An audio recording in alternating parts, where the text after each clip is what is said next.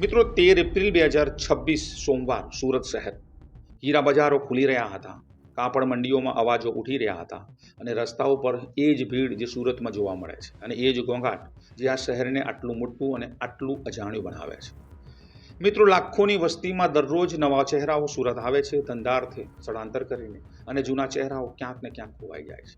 આ જ આ શહેરની તાકાત છે અને આ જ કોઈ ભાગેલા માણસની સૌથી મોટી ઢાલ છે. મિત્રો એ દિવસે સુરતના એ મહોલ્લામાં પણ આ જ બન્યું જે બધું જ દેખાતા સામાન્ય હતું. એક મકાન, એક માણસ જે કદાચ ચા બનાવી રહ્યો હતો અને અંતે અખબાર વાંચી રહ્યો હતો. બસ બેઠો હતો જેમ રોજ બેઠો હોય, રોજની દિનચર્યાની જેમ. 11 વર્ષની એની આદત હતી. પણ મિત્રો અસલમાં એ કોણ છે એ એને સવારે પણ ખબર નહીં હોય. છેલ્લી એ સવાર હતી. દરવાજે ટકોરો પડ્યો અને બહાર ઊભા હતા સીબીઆઈના અધિકારીઓ. જે માણસ અમિત શર્મા જે પેપર વાંચી રહ્યો છે એ ધીરેથી દરવાજો ખોલે છે અને પછી સામેથી એક અવાજ સંભળાય છે, કેસે હો ભોલા સિંહ. ત્યારે ભોલાસિંહના ચહેરા પર પરસેવો છૂટી જાય છે. એની 11 વર્ષની એ ઓળખ અમિત શર્માની પલભરમાં ખોવાઈ જાય છે અને થોડી જ વારમાં એ અધિકારીઓ એને હાથમાં હથકડી સાથે અને નવા નામ ભોલાસિંહ સાથે ગિરફ્તાર કરે છે. એ માણસે કોઈ બૂમ ના પાડી, કોઈ નાટક ના કર્યું, કારણ કે એને ખબર હતી કે એ સવાર એક દિવસે આવવાની જ છે અને એ સવાર આવી 13 એપ્રિલ 2026 સોમવાર સુરતમાં. પણ મિત્રો એક જ પળમાં એ 11 વર્ષની આખી જિંદગી ધૂળમાં ધરાશાયી થઈ ગઈ. અમિત શર્મા હવે મરી ગયો અને ભોલાસિંહ જે ક્યારેય બિહારના સૌથી ખતરનાક ગુનેગારોમાં એક હતો, જેનું નામ સાંભળીને લોકો ડરતા હતા, એ ફરી જીવતો થઈ ગયો હથકડી સાથે. કોઈ ભાગવાની કોશિશ ના કરી, કોઈ નાટક નહીં, કારણ કે સીબીઆઈના સત્તાવાર નિવેદનમાં જણાવ્યું કે આ એક આખું સુનિયોજિત ઓપરેશન હતું, એટલે ભોલા પાસે કોઈ રસ્તો બચ્યો જ નહોતો. એ ઉઠ્યો અને અંતે હથકડી સાથે અધિકારીઓ સાથે ચાલવા લાગ્યો. પણ મિત્રો આ કહાની આ ધરપકડથી શરૂ થતી નથી. આ કહાની બહુ ઊંડી છે. આ કહાની એ માણસની છે જે ક્યારેય બિહારની સત્તાના કોરિડોરમાં ચાલતો હતો, જેના નામથી લોકો ડરતા હતા અને જે છેવટે ગુજરાતની એક સાંકડી ગલીઓમાં સંતાઈને શ્વાસ લઈ રહ્યો હતો. આને સમજવા માટે મિત્રો ઘણું પાછળ જવું પડશે અને આપણે શરૂઆતથી સમજીએ કે આખરે ભોલાસિંહ હતો કોણ. મિત્રો બિહાર પટના જિલ્લો, બાળ તાલુકાનો પંડારક વિસ્તાર, આ એ જ ભૂમિ છે જ્યાં ભોલાસિંહની કહાની જન્મ લે છે. પંડારક એક નાનકડું કસ્બો, પટનાથી બહુ દૂર નહોતો, પણ બિહારની રાજકીય અને ગુનાહિત દુનિયામાં આ વિસ્તારમાં નામ ઘણું ભારે હતું. મિત્રો આ ભૂમિ ઉપર બાહુબલીઓનો પહેલેથી દબદબો છે.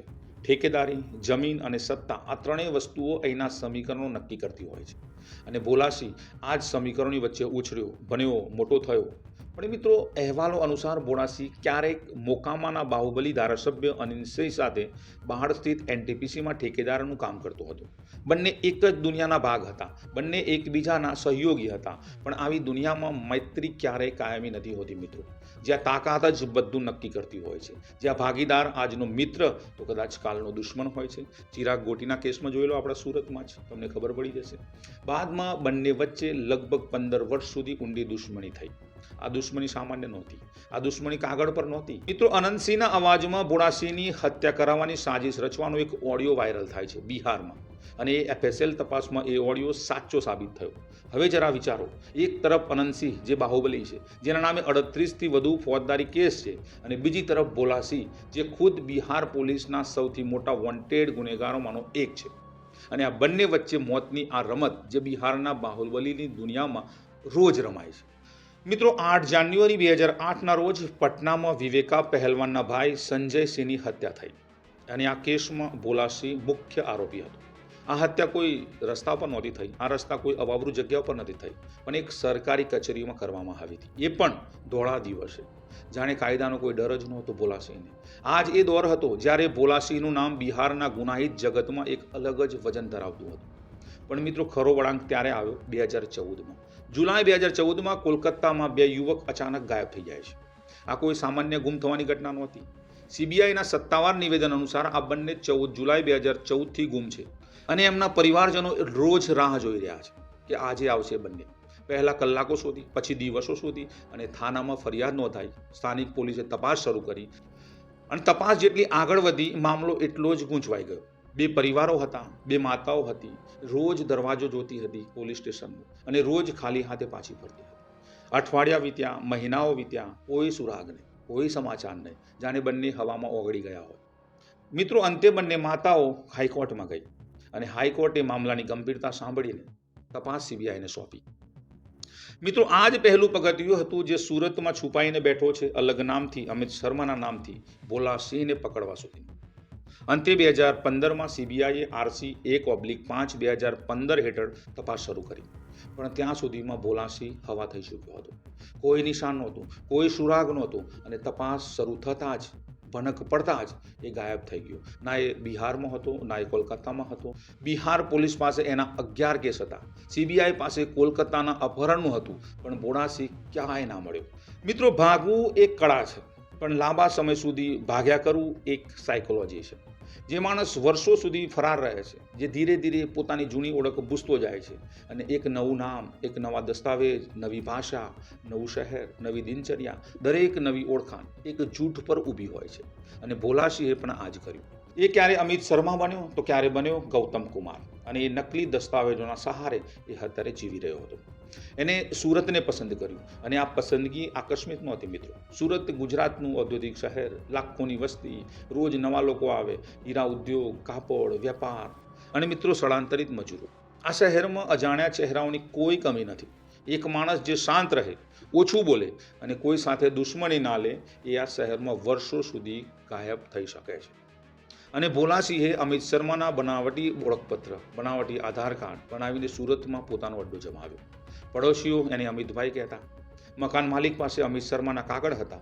ભાડાનો કરાર અમિત શર્માના નામે હતો. આ સંપૂર્ણ રીતે ઘડીકાલેલી એક જિંદગી હતી જેમાં ભોલા સિંહ નામની કોઈ જગ્યા નહોતી. 11 વર્ષ સુધી એક જૂઠી જિંદગી જીવવી. આ વ્યક્તિની માનસિક સ્થિતિ સમજવાની કોશિશ કરો. મિત્રો, આ ગુનેગારની માનસિક સ્થિતિ જુઓ. દરરોજ એક અલગ નામથી જીવવું. દર વખત કોઈ અમિતભાઈ કહીને બોલાવે ત્યારે એક પળ માટે મનમાં એક વિચાર આવે, એનું અસલી નામ ભોલા સિંહ. એ નામ જે એને ખુદ પાસેથી પણ છુપાવી રાખ્યું હતું. પણ મિત્રો, સીબીઆઈ રોકાઈ નહીં, કારણ કે હાઈકોર્ટનો ઓર્ડર હતો. તપાસ એજન્સીઓ જ્યારે કોઈ મામલો હાથમાં લેતી હોય છે ત્યારે ધીરજથી કામ લે છે.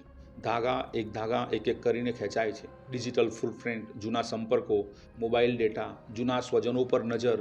અને આજના જમાનામાં છુપાવવું એટલું સહેલું નથી જેટલું દેખાય છે. કારણ કે મિત્રો, દરેક માણસ ક્યાંક ને ક્યાંક પોતાના નિશાન છોડી દે છે, અને આજની હાઈટેક લાઈફમાં તો જલ્દી.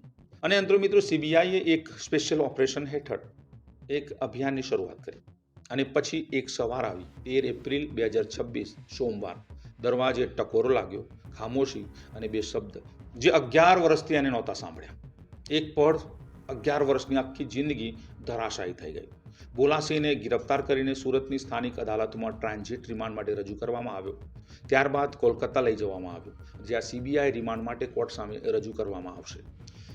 મિત્રો, બિહારથી ખૂંખાર આરોપી ભાગ્યો, ગુજરાતમાં સંતાયો અને કોલકાતામાં ટ્રાન્ઝિટ કરાયો. આ 2 લોકોના નામ પર જે આજે પણ ગુમ છે. અને હવે જે સવાલ બચે છે એ સૌથી ભારે છે. કોલકાતાના એ 2 યુવક જે 14 જુલાઈ 2014ના રોજ ઘરેથી નીકળ્યા હતા અને ક્યારેય પાછા નહોતા આવ્યા, તેઓ ક્યાં છે? તેઓ આજે પણ ગુમ છે. એમના પરિવારે અદાલતોના આંટા માર્યા, એમની માતાએ હાઈકોર્ટના દ્વાર ખખડાવ્યા અને એ દ્વારે સીબીઆઈને તપાસ સોંપી. અને સીબીઆઈએ 11 વર્ષ પછી ભોળા સિંહને પકડ્યો. પણ મિત્રો, પકડવું અને સત્ય ઉગાડવું આ 2 અલગ વાત છે. હવે જે પૂછતાછ થશે એ કદાચ એ સવાલોના જવાબ લાવે જે 2 પરિવારો છેલ્લા 12 વર્ષથી રાહ જોઈ રહ્યા છે. કદાચ ભોલા સિંહ બોલે, કદાચ એ રાત્રિની આખી વાત કહે, કોણે આદેશ આપ્યો હતો, ક્યાં લઈ જવાયા અને એ 2 જિંદગીઓનું શું થયું. અથવા કદાચ એ કંઈ ના બોલે અને એ બંને પરિવાર ફરી એકવાર ખાલી હાથે રહે. આ જ આ કેસની સૌથી મોટી ટ્રેજેડી છે. ભોલા સિંહ પકડાયો, પણ જે ગુમ છે એમનો હજુ સુધી કોઈ અત્તોપત્તો નથી. એક ગુનેગારનું નામ સામે આવવું અને 2 માણસોનું પણ ન મળવું, આ એ જ ખાય છે જે આખી કહાનીને અધૂરી છોડી દે છે. કાયદાએ પોતાનું કામ કર્યું, પણ ઇન્સાફ એ ત્યારે મળશે જ્યારે 2 ચહેરાઓ જે 14 જુલાઈ 2014ના રોજ ઘરેથી નીકળ્યા હતા એમનું સત્ય સામે આવશે. અને એ સત્ય હજુ પણ ભોલા સિંહની ભીતર ક્યાંક દટાયેલું હશે. કદાચ બહાર આવશે, કદાચ બહાર ના પણ આવે. મિત્રો, આવી જ સત્ય ઘટનાઓની કહાની સાંભળવા માટે મારી ચેનલ ધ ટ્રેન્ડિંગ ટોકને સબસ્ક્રાઇબ કરો. ત્યાં સુધી મિત્રો, તમે સેફ રહો, સલામત રહો. જય હિન્દ, જય ભારત, જય ગરવી ગુજરાત.